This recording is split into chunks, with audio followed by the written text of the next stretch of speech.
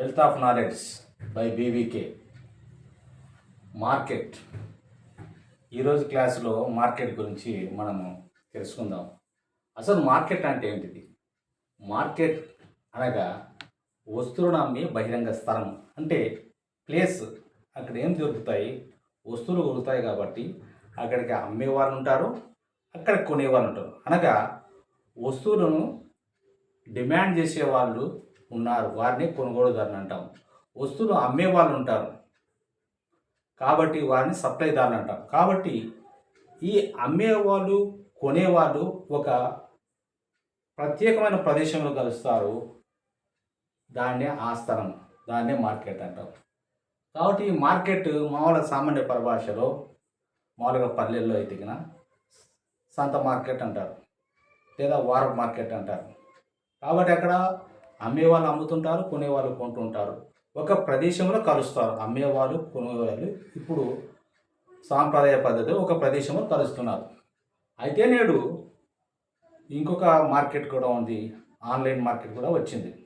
అనగా అమ్మేవారు కొనేవారు ప్రత్యక్షంగా కలకపోయినప్పటికీ వస్తు స్వభావాన్ని తమ యొక్క సాంకేతిక పరిజ్ఞానం ఉన్నటువంటి ఒక సాధనాల ద్వారా, అవి సెల్ ఫోన్లు కావచ్చు, లేకుంటే ఇతరమైనటువంటి వెబ్ సైట్లలో వాటిని పరిశీలించి పరీక్షించి దానికి కావాలని అభిలషించి అటువంటి వస్తువులను ఆర్డర్ చేస్తుంటారు. కాబట్టి ఇక్కడ అమ్మేవాళ్ళు కొనుగోలు ప్రత్యక్షంగా కలగడానికి వస్తువులను డిమాండ్ చేసేవాళ్ళు చేస్తున్నారు, వస్తువులను అమ్మేవాళ్ళు అమ్ముతున్నారు.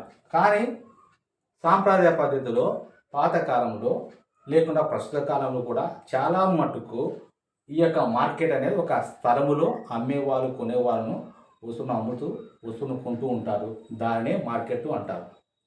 సరే, మార్కెట్ వర్గీకరణ, క్లాసిఫికేషన్ అంటే ఈ యొక్క మార్కెట్ను ఏ విధంగా వర్గీకరించవచ్చు? డిమాండ్, వస్తువు యొక్క డిమాండ్ పరిమాణాన్ని బట్టి, రెండవది కాలాన్ని బట్టి, టైంను బట్టి, మూడవది పోటీ స్వభావాన్ని బట్టి మార్కెట్ని ఎన్ని రకాలుగా వర్గీకరించారు అంటే, ఒకటి దీంట్లో ముఖ్యమైనది స్థానిక మార్కెట్. స్థానిక మార్కెట్ అంటే కేవలం ఒక ప్రాంతానికి మాత్రమే పరిమితమైనటువంటి మార్కెట్ను స్థానిక మార్కెట్ అంటారు. బి, జాతీయ మార్కెట్, నేషనల్ మార్కెట్. ఈ యొక్క డిమాండ్ పరిమాణం బట్టి దేశానికి మొత్తానికి సంబంధించినటువంటి మార్కెట్ ఉంటుంది, కాబట్టి ఇటువంటి జాతీయ మార్కెట్. అంతర్జాతీయ మార్కెట్, ప్రపంచ మార్కెట్. అంటే ఇక్కడ అంతర్జాతీయ మార్కెట్ అంటే వస్తువులు విదేశాలకు అమ్ముతూ ఉంటారు, విదేశాలకు కొంటూ ఉంటారు. అంటే ఎగుమతులు దిగుమతులు ప్రధాన పాత్రలు వస్తాయి ఇక్కడ. స్థానిక మార్కెట్లో స్థానికంగా ఉన్నటువంటి వస్తువులను ఉత్పత్తి చేసేవారు ఉంటారు, వస్తువులు డిమాండ్ చేసే కొనుగోలుదారులు కలుస్తారు. అంటే డిమాండ్ స్వరం అంటే జాతీయ మార్కెట్. ఉదాహరణకు యాపిల్స్ కాశ్మీర్లో పండుతాయి, అక్కడ ఉన్నటువంటి వాటిని ఆంధ్రప్రదేశ్కు సప్లై చేస్తారు. ఆ విధంగా కొన్ని రకాల వస్తువులకు దేశానికి మొత్తానికి సంబంధించినటువంటి డిమాండ్ ఉంటుంది. డిమాండ్ను బట్టి ఉదాహరణకు ఐరన్ అండ్ స్టీల్, ఎక్కడ దేశానికి మొత్తానికి డిమాండ్ ఉంటుంది, ఎక్కడ ఉత్పత్తి అయినప్పటికీ ఎక్కడికైనా సప్లై చేస్తారు. కాబట్టి ఈ విధంగా వస్తువు యొక్క డిమాండ్ బట్టి స్థానిక మార్కెట్లో, సింపుల్ ఉదాహరణ స్థానిక మార్కెట్ చూస్తే కూరగాయల మార్కెట్ వస్తు స్వభావాన్ని, అంటే ఇక్కడ డిమాండ్ పరిమాణాన్ని బట్టి, ఇక్కడ డిమాండ్ పరిమాణం బట్టి స్థానిక మార్కెట్ లోకల్గా, జాతీయ మార్కెట్కు నేషనల్గా, అంతర్జాతీయ మార్కెట్. ఈ విధంగా డిమాండ్ పరిమాణం బట్టి ఈ విధంగా స్థానిక మార్కెట్, జాతీయ మార్కెట్, అంతర్జాతీయ మార్కెట్ ఉంటుంది. తర్వాత కాలాన్ని బట్టి, టైంని బట్టి అల్పకాలిక, స్వల్పకాలిక మార్కెట్. అంటే మార్కెట్ అనేది స్వల్పకాలానికి సంబంధించి, స్వల్పకాలానికి 2 ఏళ్ళు కావచ్చు, 2 ఇయర్స్ కావచ్చు, 3 ఇయర్స్ కావచ్చు, కొన్ని నెలలు కావచ్చు. ఇది స్వల్పకాలానికి సంబంధించిన మార్కెట్. ఉదాహరణ కొన్ని రకాల మార్కెట్ ఉంటాయి. టమోటో పండ్లు కాలాన్ని బట్టి ఎక్కువ కాలం ఉండదు, వారం రోజులకు లేకుంటే 10 డేస్కు అట్టాన్ని బట్టి ఉంటుంది. ఈ విధంగా స్వల్పకాలానికి సంబంధించిన మార్కెట్ ఉంటుంది. దీర్ఘకాలానికి సంబంధించిన మార్కెట్ అంటే కాలం ఒక 10 ఇయర్స్, 20 ఇయర్స్, 30 ఇయర్స్, దీన్ని బట్టి దీర్ఘకాలానికి సంబంధించినటువంటి మార్కెట్ ఉంటుంది. It is a long run period. కాబట్టి కాలాన్ని బట్టి, టైంని బట్టి అల్పకాల మార్కెట్, స్వల్పకాలము, దీర్ఘకాలం అంటారు. స్వల్పకాలంలో ఉన్నటువంటి కొన్ని వస్తువులు ఎక్కువగా అటువంటి వస్తువులకు సంబంధించిన స్వల్పకాలిక మార్కెట్ ఉంటుంది. దీర్ఘకాలిక మార్కెట్, మన్నిక గల వస్తువులు దీర్ఘకాలం ఉంటాయి కాబట్టి అది దీర్ఘకాలిక మార్కెట్ అని మనం గమనించాల్సి ఉంటుంది, దీర్ఘకాలిక మార్కెట్. ఇకపోతే పోటీ స్వభావాన్ని బట్టి కాబట్టి డిమాండ్ పరిమాణాన్ని బట్టి మార్కెట్ ఏ విధంగా వర్తించినారు, కాలాన్ని బట్టి స్వల్పకాలము జరుగుతుంటారు. మన అనాలిసిస్లో ఈ యొక్క ముందు పోయే అంశాల గురించి మనం స్వల్పకాలం దీర్ఘకాలం చాలా ఇంపార్టెంట్ ఉంటుంది. కొన్ని రకాల వస్తువులకు డిమాండ్ ఎటువంటి, స్వల్పకాలిక వస్తువులకు ఎట్లా ఉంటుంది, దీర్ఘకాలిక వస్తువుల నుంచి ఈ మార్కెట్ నుంచి మనం తెలుసుకోబోతాం. ఇక్కడ ఒక ముఖ్యమైన విషయం అంటే పోటీ స్వభావాన్ని బట్టి పరిపూర్ణ పోటీ మార్కెట్, సంపూర్ణ పోటీ మార్కెట్, పర్ఫెక్ట్ కాంపిటీషన్. రెండవది అసంపూర్ణ పోటీ మార్కెట్, అంటే అసంపూర్ణం అన్నకేం ఇది ఇంపర్ఫెక్ట్ కాంపిటీషన్. దీంట్లో మొత్తం మీద 2 ప్రధాన భాగాలుగా పోటీ స్వభావాన్ని బట్టి మనము నేర్చుకోబోతాం. ఇవన్నీ కూడా అందులో అంశాలుగానే ఉంటాయి, కానీ మనం ముఖ్యంగా మైక్రో ఎకనామిక్స్లో ఇప్పుడు సరిపోయే విషయాల్లో అనలైజ్ చేసే విషయంలో ఈ యొక్క పరిపూర్ణ పోటీ, సంపూర్ణ పోటీ మార్కెట్, అసంపూర్ణ పోటీ మార్కెట్ అని 2 రకాలుగా ప్రధానంగా వర్గీకరిస్తారు. పరిపూర్ణం అంటే ఇక్కడ మాటలోనే ఉంది. పరిపూర్ణం అంటే ఏమి ఇంపర్ఫెక్షన్స్ అన్నీ చక్కగా ఉంటాయి. ఇటువంటి మార్కెట్ను మనము వాస్తవ ప్రపంచంలో గమనించం. కేవలము థియరిటికల్ పాయింట్ ఆఫ్ వ్యూ మాత్రమే మనం గమనించాల్సి ఉంటుంది. సంపూర్ణ పోటీ మార్కెట్ ఎటువంటి అవలక్షణాలు ఉండవు. ఒకవేళ ఉంటే ఏ విధంగా ఉంటుంది అనే దాని గురించి తెలుసుకోవాలా. అసంపూర్ణ పోటీ మార్కెట్, అసంపూర్ణం అంటే అసంపూర్ణంగానే ఉంటుంది. అంటే ఏంటి, అంత ఇంపర్ఫెక్షన్స్ ఉంటాయి, అన్నీ సరిగా ఉండవు. అట్లా అమ్మకదారులు కానీ, కొనుగోలుదారులు కానీ, డిమాండ్లో కానీ, సప్లైలో కానీ చాలా తారతమ్యాలు ఉంటాయి. కానీ పరిపూర్ణ పోటీ మార్కెట్లో ఎటువంటి తారతమ్యాలు, ఎటువంటి డిఫరెన్సెస్ లేకుండా ఉంటాయి. అంతా కూడా చాలా పర్ఫెక్ట్గా అంతా ఉంటుంది. కాబట్టి ఇటువంటిది పరిపూర్ణ పోటీ మార్కెట్ వాస్తవ ప్రపంచంలో మనం గమనించకపోయినప్పటికీ అది ఉంటే ఏ విధంగా ఉంటుంది అంటే వాటి లక్షణాలను బట్టి మనం గమనించాల్సి ఉంటుంది. ఈ లక్షణాలు సంపూర్ణ పోటీ మార్కెట్ లేదా పరిపూర్ణ పోటీ మార్కెట్ లక్షణాలను గమనిస్తే అసంపూర్ణ పోటీ మార్కెట్ అనేది ప్రస్తుతం నడుస్తుంది. మనం గమనించేది వాస్తవ ప్రపంచంలో గమనించేంత అసంపూర్ణ పోటీ మార్కెటే. ఉదాహరణకు ఏకస్వామ్య పోటీ అంటే 2 వ్యక్తులు మాత్రం పోటీ పడుతుంటారు అమ్మేవాళ్ళు. ఆ విధంగానే ఏకస్వామ్య పోటీ మార్కెట్ 2 లేదా ఏకస్వామ్యం, ఇక్కడ కరెక్షన్, ఏకస్వామ్యం అంటే ఒకే ఒక వ్యక్తి అమ్ముదాన్ని ఏకస్వామ్యం అంటారు. లేకుంటే 2 వ్యక్తులు, 2, 3, 4 వ్యక్తుల మధ్య పోటీ ఉంటే అమ్మేవారి మధ్యను బట్టి మనం గమనిస్తున్నాం ఏకస్వామ్య పోటీ అంటాము. ద్విధాధిపత్యము, 2 డ్యూ ఆ యొక్క మార్కెట్ పరిమిత స్వామ్యం, 5-6 మంది కలిసి పరిమిత స్వామ్యం అంటారు. కాబట్టి మనము పరిపూర్ణ పోటీ మార్కెట్లో అనేక మంది అమ్మకందారులు, కొనుగోలుదారులు ఉంటారు. అమ్మేవారు అమ్ముతుంటారు, కొనేవాళ్ళు కొంటూ ఉంటారు. అంతా పర్ఫెక్షన్గా ఉంటుంది. వస్తువు యొక్క డిమాండ్ కానీ, వస్తువు యొక్క సప్లై కానీ, వస్తువు యొక్క ధర కానీ ఎటువంటి తారతమ్యాలు ఉండవు. అవి మనం లక్షణాల గురించి నేర్చుకోబోతాం. అసంపూర్ణ పోటీలో అంతా ఇంపర్ఫెక్షన్స్, అన్ని తప్పుల తడకగానే ఉంటాయి. వస్తువు సప్లై చేయడం, గోడంలో దాచిపెట్టే వాళ్ళు ఉంటారు, లేకుంటే మ్యానిపులేషన్ చేసేవాళ్ళు ఉన్నారు, ధరను పెంచేవాళ్ళు ఉంటారు, ధర తగ్గించేవాళ్ళు అంటారు, తర్వాత పోటీ పడి అమ్మేవాళ్ళు అంటారు. లేకపోతే పోటీ లేనివంటి వ్యవస్థ ఏకస్వామ్యం. ఉదాహరణకు మన దేశంలో ఏకస్వామ్యం ప్రస్తుతం ఉండేది అంటే, ఉదాహరణకు ఎగ్జాంపుల్ తీసుకుంటే ఏకస్వామ్యానికి ఉదాహరణకు రైల్వేస్, దానికి పోటీ లేదు. వాడు ఏ ధరని ఇచ్చేసి అదే ఉంటుంది. అదే ఏకస్వామ్య పోటీ 2 వ్యక్తుల మధ్య జరిగేది ఏకస్వామ్య పోటీ. 2 లేదా 3 వ్యక్తుల మధ్య ఏకస్వామ్యం. ద్విధాధిపత్యం, డియోపలి, పరిమితం, అవన్నీ కూడా అసంపూర్ణంగా ఉంటాయి. అంటే డిమాండ్లో కానీ, సప్లై కానీ, ధర నిర్ణయంలో కానీ అసంపూర్ణంగా ఉంటాయి, ఇంపర్ఫెక్షన్స్ ఉంటాయి. కానీ పరిపూర్ణ పోటీలో అటువంటి ఉండదు. ఇది వాస్తవ జగత్తు లేదు. ప్రస్తుతం నడుస్తున్న ప్రపంచంలో ఉండేదల్లా కూడా అసంపూర్ణ పోటీ market. Theoretical point of view ఒకవేళ ఉంటే కన్నా సంపూర్ణ పోటీ ఏ విధంగా ఉంటుంది అనే విషయాన్ని గురించి పర్ఫెక్ట్ కాంపిటీషన్ క్యారెక్టరిస్టిక్స్ని బట్టి మనం అర్థం చేసుకోవచ్చు. ఉదాహరణకు సంపూర్ణ పోటీలో ఒకే ధర ఉంటుంది అంటే అనేక సంస్థలు, పరిశ్రమలు ఉంటాయి. కాబట్టి అనేక మంది అమ్మకందారులు, కొనుగోలుదారులు ఉంటారు. వస్తువులు డిమాండ్ జరుగుతుంటుంది. వస్తువును డిమాండ్ చేసేది కొనుగోలు చేస్తుంటారు. వస్తువును సప్లై చేసేవాళ్ళు అమ్మకందారులు చేస్తుంటారు. కాబట్టి ఏ ఒక్కరి ఆధీనంలో ధర అనేది ఉండదు. కాబట్టి మార్కెట్లో ఏ ధర నిశ్చయించబడుతుందో అదే ధరకు అమ్మేవాళ్ళు అమ్ముతూ ఉంటారు, కొనేవాళ్ళు కొంటుంటారు.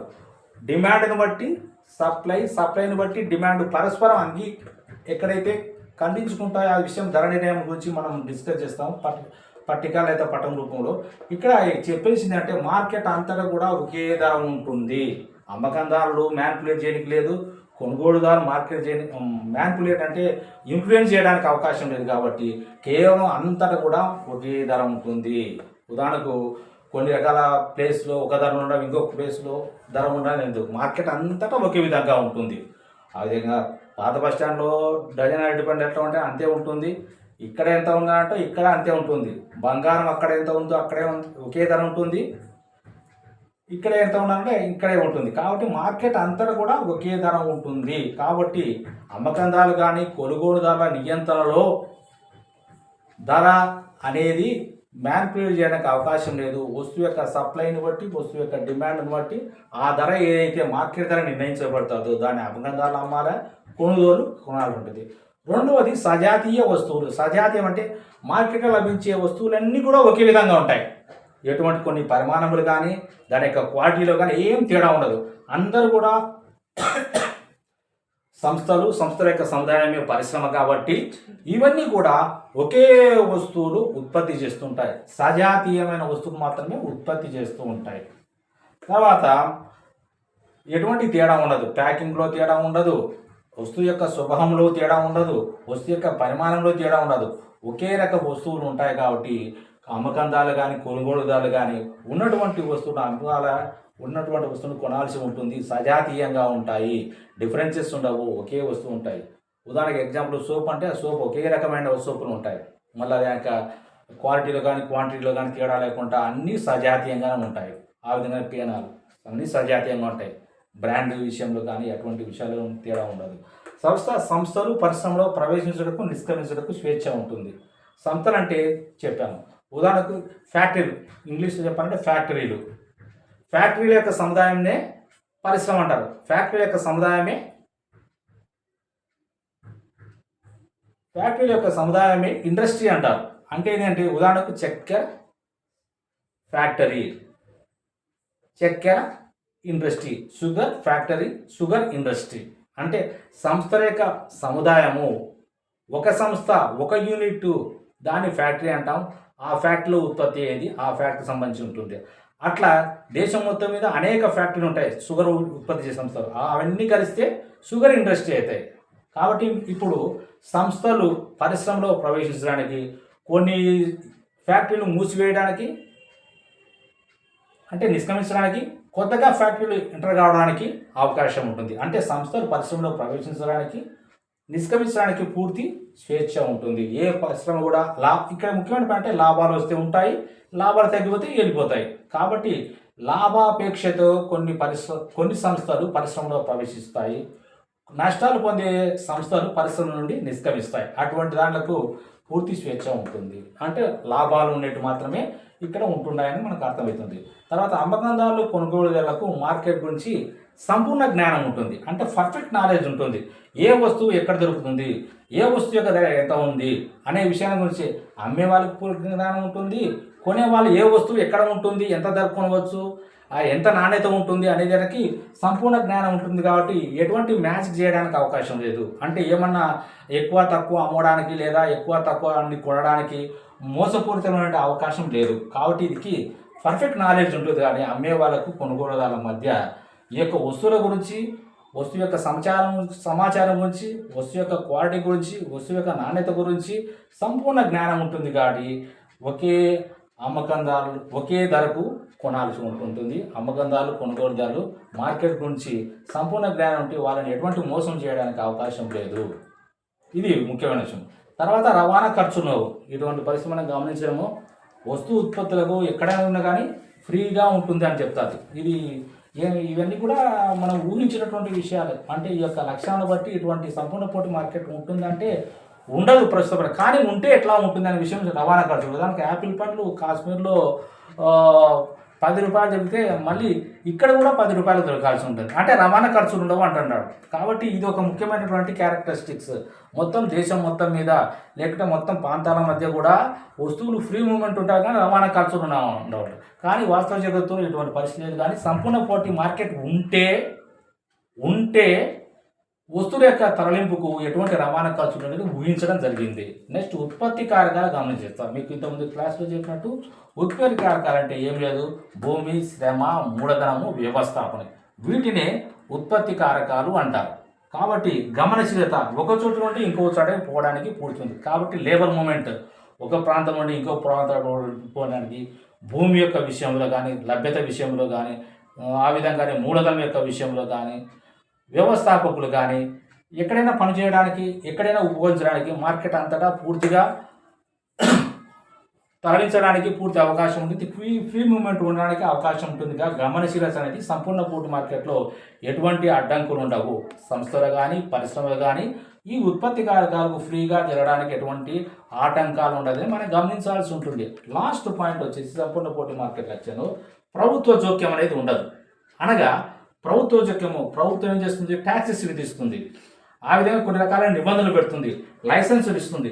ఇటువంటివి అనేది ఈ సంపూర్ణ పోటీ మార్కెట్లో గవర్నమెంట్ ఇంటర్ఫరెన్సే ఉండదు అనేది ఒక ముఖ్యమైన లక్షణం. కాబట్టి ప్రభుత్వం కేవలము ప్రేక్షక పాత్ర వహిస్తుంది. మార్కెట్లో ఇంటర్ఫియర్ కావడానికి అవకాశం లేదు, ప్రభుత్వ జోక్యం అనేది ఉండదు. కాబట్టి మొత్తం మీద చెప్పాలంటే సంపూర్ణ పోటీ మార్కెట్లో ఒక వస్తువు ధర అనేది కేవలం డిమాండ్ బట్టి మాత్రమే ఉంటుంది అనేది మనం గమనించాల్సి ఉంటుంది. కాబట్టి సంపూర్ణ పోటీ మార్కెట్ లక్షణాలు గమనించే మళ్ళీ రివ్యూ చేస్తే మార్కెట్లో ఒకే ధర ఉంటుంది. అనేక సంస్థలు, పరిశ్రమలు ఉన్నప్పటికీ అనేక మంది కొనుగోలుదారులు, డిమాండ్ సప్లై ఉంటే డిమాండ్ సప్లైతో నిర్ణయించినట్టు మార్కెట్ ధరను అందరూ అంగీకరించాల్సి ఉంటుంది. దాన్నే మార్కెట్ ధర. అన్నీ కూడా ఒకే విధంగా వస్తూ ఉంటాయి. సంస్థలు, పరిశ్రమలో ప్రవేశించడానికి, నిష్క్రమించడానికి పూర్తి స్వేచ్ఛ ఉంటుంది.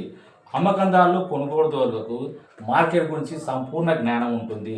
రవాణా ఖర్చు ఉండవు. ఈ ఉత్పత్తి కార్యక్రమాన్ని ఒక చోట్లో కానీ ఇంకో చోటానికి తరలించడానికి, చేయించడానికి పూర్తి గమనించేటువంటి ప్రభుత్వ జోక్యం ఉండదు. దానికి పద్ధతులు ఎటువంటి ట్యాక్సెస్ ఉండవు, ఎటువంటి లైసెన్స్ లేవు, ఎటువంటి నిబంధనలు ఉండవు, ఎటువంటి పర్మిషన్స్ అవసరం లేదు.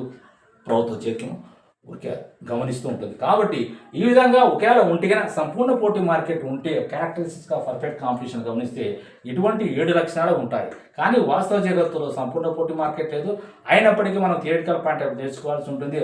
అది ఏ విధంగా అంటే తెలుగు క్లాస్లో చెప్పినట్టు డిమాండ్, సప్లై, వ్యయ వక్రరేఖలు ఇవన్నీ కూడా ముఖ్యమైన భూమిక వస్తాయి ధర నిర్ణయంలో. కాబట్టి వస్తువును డిమాండ్ చేస్తున్నారు, వస్తువును సప్లై చేస్తున్నారు, ధర నిశ్చయబడుతుంది.